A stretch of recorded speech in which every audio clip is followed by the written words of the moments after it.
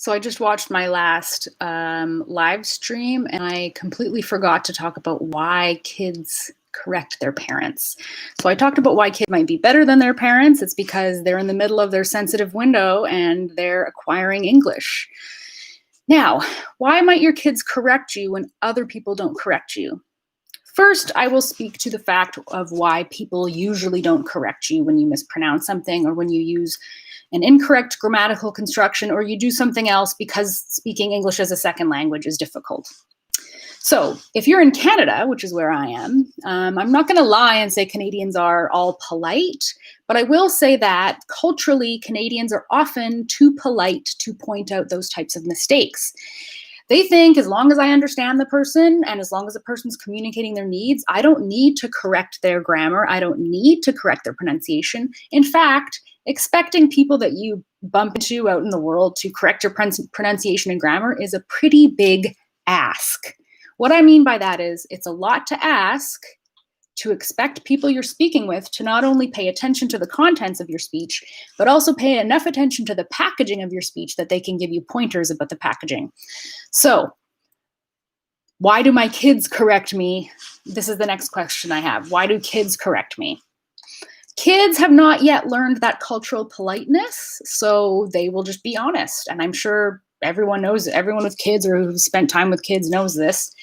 Kids don't have a filter, and that's why they will correct you. That's why they will auto-correct you. This is a student of mine, Amira. She said this about her kids, and I thought this was brilliant. Like, they auto-correct you. So it's about the kids not being polite enough to not correct you, but it's also they hear the differences. Their neurons are right in the middle of that sensitive period where they can tell the differences between non-native phonemic sounds. So when they hear mispronunciations, they flag it right away. Whereas mispronunciations might not get flagged by an adult Canadian person, English speaker, whatever.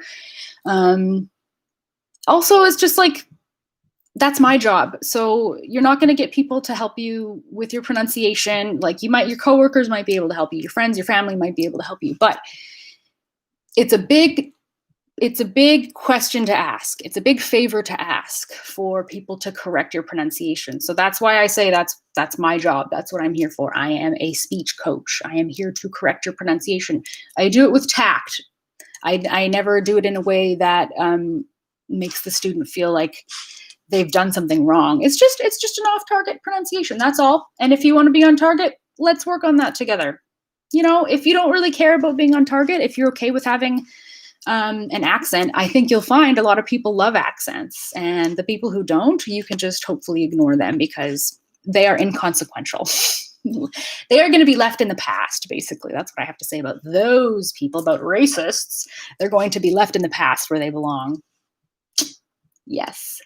All right. So as I wrap it up, let me know if you have any more questions about why kids will correct you.